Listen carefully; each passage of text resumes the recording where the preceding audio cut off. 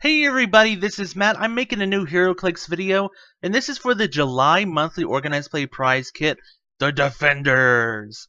And as in every monthly Organized Play prize kit, one piece has a brand new sculpt, and two pieces are reusing sculpts from the past. So in this kit, Moonknight has the brand new sculpt, Shang-Chi is reusing a sculpt from Deadpool, and also Shroud is reusing his sculpt from Deadpool, but Shang-Chi got a new paint job. Well, they painted a shirt on him. So we're gonna look at the figures and see how they do, and just look at them and rate them or something. I don't know. But let's go ahead and let's start with Shroud. Let's start with Shroud, and I'm going to zoom in a little bit so y'all can see very well. Okay, so this is Shroud. I didn't even know who the heck he was, honestly. He kind of looks like Batman. I like the smoke trail underneath him. He's only 40 points. That is so cheap.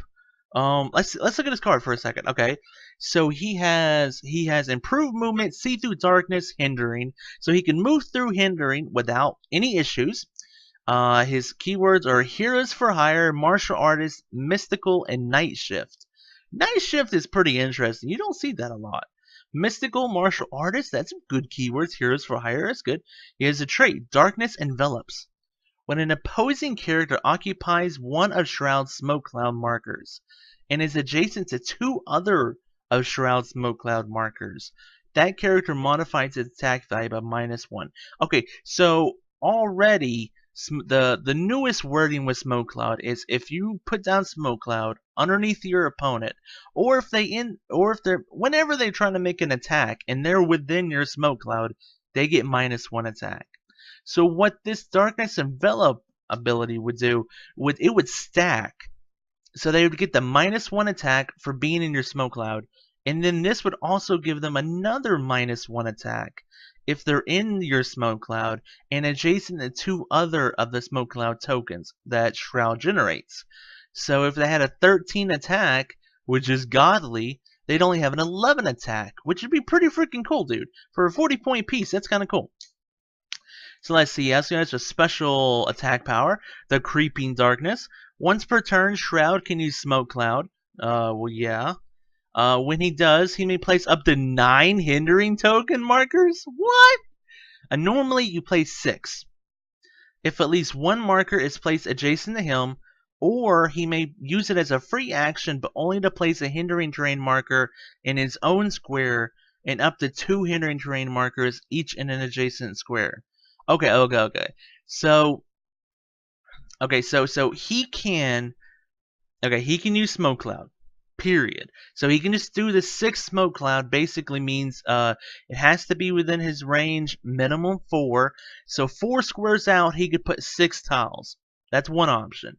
A second option is he can place 9 squares, but it has to start next to him and kind of work. It has to start next to him and kind of work its way out. Work its way out and spread out. So that's another option. And then he has a third option, which is a free action, but let's see, in his own square, and then up to 2 hindering terrain markers and adjacent. So the third option, wow, you really can't see that. The third option is you can put one underneath him, and then put like one right here and one right here. So he has 3 different options for Smoke Cloud, and he has that darkness envelops ability. So he is all about the smoke cloud. He is all about the smoke cloud and putting it down and everything. Let's see what he can do for 40 points. So he starts out with stealth and shape change, and that smoke cloud ability and combat reflexes. He has no team ability. But he has stealth. So I guess he's all about just like he can. I mean, for free action, he can always be in stealth. Always. He can always be in stealth, which is pretty cool. For 40 points, he's always going to be in stealth. And he has shape change and combat reflexes. So if you try to hypersonic up and try to punch him, he may roll shape change, and guess what? You just wasted an action. Or, you're going to have to hit 18 from close combat. Unless you're seeing hindering terrain, like if you have Superman team ability or Avengers Assemble team ability. So let's see. He stays with that. Then he stays similar. He loses 1 attack, but now he gains Close Combat Expert, so he can make up for that loss of attack. He did have 2 damage though, so I mean you're basically gonna have to rely on Close Combat Expert to get back up to that 10 for 2. So 9 for 1, 9 for 1. Now he gains willpower, so he can just keep attacking. And okay, so he is 5 clicks for 40 points. That is super cheap. That is super cheap. I will say what he probably does is very limited, but I mean, for all he can do with the smoke cloud and stuff, he's really cool. I would actually really like to try him out for 40 points. That smoke cloud 9. Oh man, dude. And he wants to get up close because of the combat reflexes. So I mean, it would really benefit you just get up close and just fill everybody in with smoke cloud. That's a really interesting piece. Okay, so the next piece is Shang-Chi. Has Avengers, Heroes for Hire, Martial Artist, and Marvel Knights keywords. All really good keywords. He can ignore characters for movement. And then he has the Dragon and the Snake. At the beginning of your turn, you may choose offensive stance, red click numbers, or defensive stance, blue click numbers. Turn Shang-Chi's dial to the same click number of the chosen color. So I guess what it means is, so you can see this has a blue click number, and I guess if he'll click, he has another starting line that has the red click number. So at the beginning of the turn, you can choose, do I want to be blue click numbers, which is defensive, or red click numbers, which is offensive. And then I guess he has powers for each one, and I guess each one is 1, 2, 3, 4 clicks long. 1, 2, 3, 4 clicks long. Okay. I guess we'll have to look at both sides, huh? So 4 clicks overall for 76 points. Not too bad. Not too bad. Any other special? Oh, he has a lot of special stuff. Okay. To fight is to thrive. I don't know what kind of accent that was. I don't know. Shang-Chi can use Precision Strike. Okay, give Shang-Chi a power action to make a close combat attack. His damage value becomes 1 and is locked for this action. But he has Precision Strike. So, you know, even if you're facing invulnerability or impervious, you can still pink for 1. Guaranteed. During this action, each time Shang-Chi hits and the attack resolves, you may make an additional close combat attack against the same target, modifying his attack value by -1 after each hit until actions resolve. So what that means is, let's say he starts out with a 12 attack, which is nutso. He makes an attack, 12 attack, I need a 5, because you have a 17 defense. I need a 5 to hit you for 1. Bing, I hit you. Okay, I can make a second attack. I go down to 11 attack. 11 on 17, I need a 6. Hit ya. Pink for 1. Okay, I can make another attack. My attack goes down to 10 now. So normally, like, if a character makes multiple attacks, the damage depletion modifier reduces the damage by 1, but the attack stays the same. This is like the opposite, where the damage stays the same because it's locked at 1, but the attack reduces by 1. And that continues on until he misses. So like one strategy is you could have 3 perplexers, perplex him up to 15 attack, and then he starts with a 15, pink, then a 14, pink, 13, pink, 12, pink, 11, pink, 10, pink, 9, maybe a pink. You know, he could, I mean, and that's just like a single power action, you know? Can you imagine if he did that and then you had like one of the friendly mind controllers that just start the whole process over again? And for the next target, 15 pink, 14 pink, 13 pink, 12 pink. That's pretty nutso. But, you know, there might actually be an even more nutso combination, and that is with the Outsiders team ability. Because when like if you had like a 25-point Nightwing piece from World's Finest that has the Outsiders team ability, you can use the Outsiders team ability on any character, and that character's stats, his combat values, cannot be modified during that turn. So that means you wouldn't be able to perplex up to 15, but you could stay at the 12 and he wouldn't go down after each successful attack. So it'd be 12 pink, 12 pink, 12 pink, 12 pink until you missed. So that's pretty nutso. That's pretty nutso. Not because it's Precision Strike, it gets past super senses. So if you're Mr. Spider-Man and all you have is super senses, then you're dead basically. He's gonna go pink, pink, pink, pink, pink, pink. You're dead with the outsiders. He's not so. It's not so. They need to watch list that because that's kind of a broken tactic. I'm gonna keep going, but yeah, that's pretty messed up. Okay. So 11 attack, he stays the same. 11 attack, he loses charge. 10 attack. Okay, so that's basically it for that part of the dial. Let's look at the defensive part. And he has this other defensive ability. To defend is to survive. Shang-Chi can use combat reflexes and super senses. If an adjacent opposing character misses an attack targeting only him, you may place that character in a square adjacent to Shang-Chi. Then you may knock that character back 2 squares. So it's almost like you missed, and then I position you and kick you in the face. Basically. That's pretty cool. And with combat reflexes and super senses, now super senses will not mean the attack missed, just that he evaded. But the combat reflexes will make it harder to hit him. Let's click him to that. Click. Okay, so he starts out with an 18 combat reflexes. Oh Lord, this guy, dude. With poison and plasticity? Okay, so you can't hypersonic him.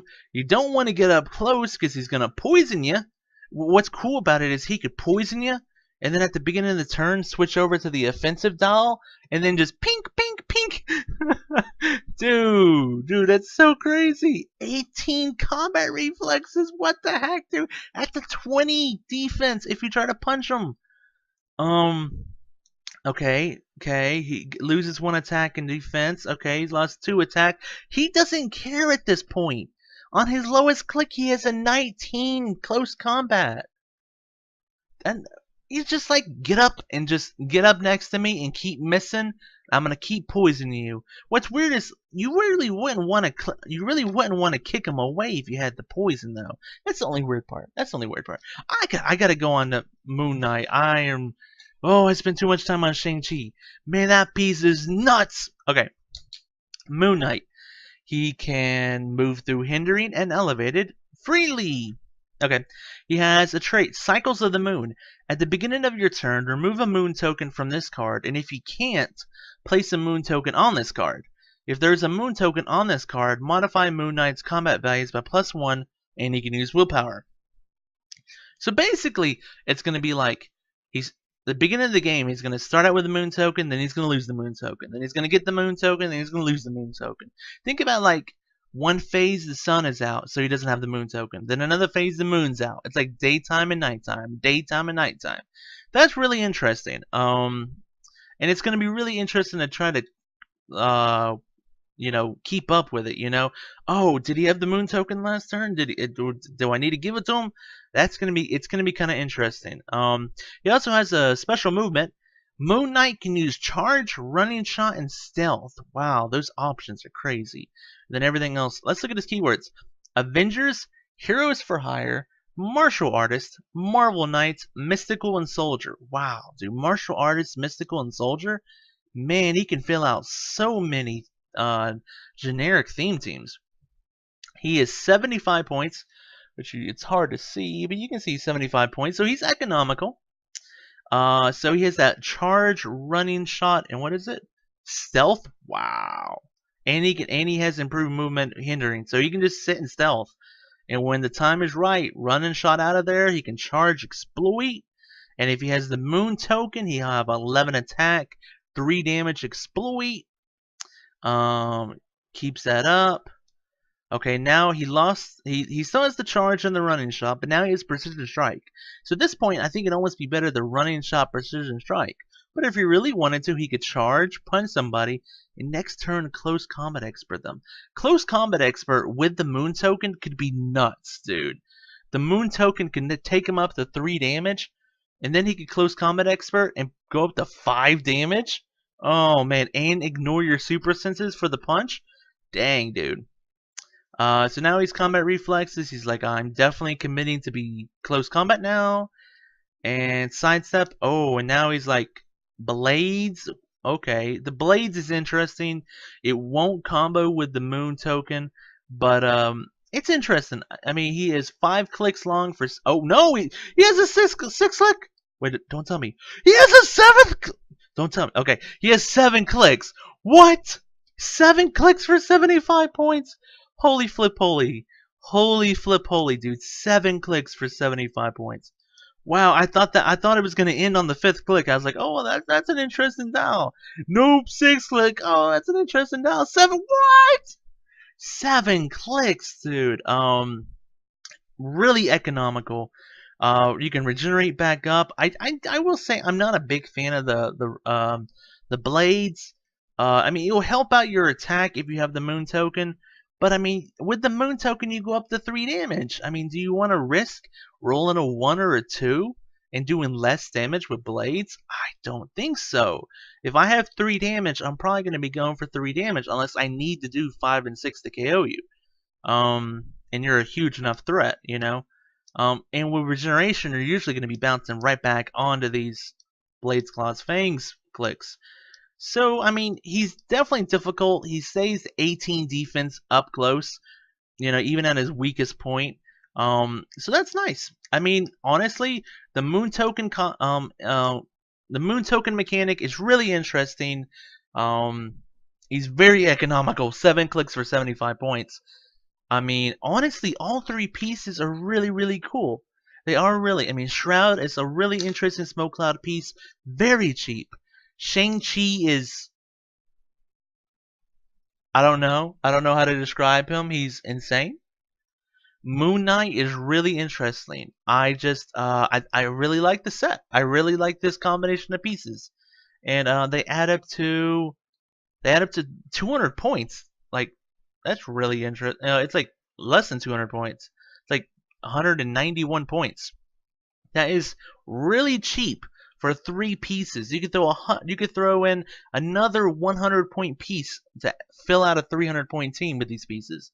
That is great. These pieces are great, dude. Thank you so much for taking the time out of your day to watch this video. I hope you enjoyed it, and I hope you learned some new tricks for Heroclix. And I hope you have fun playing Heroclix in the future, everybody. Thank you so much for watching. Bye-bye, everybody.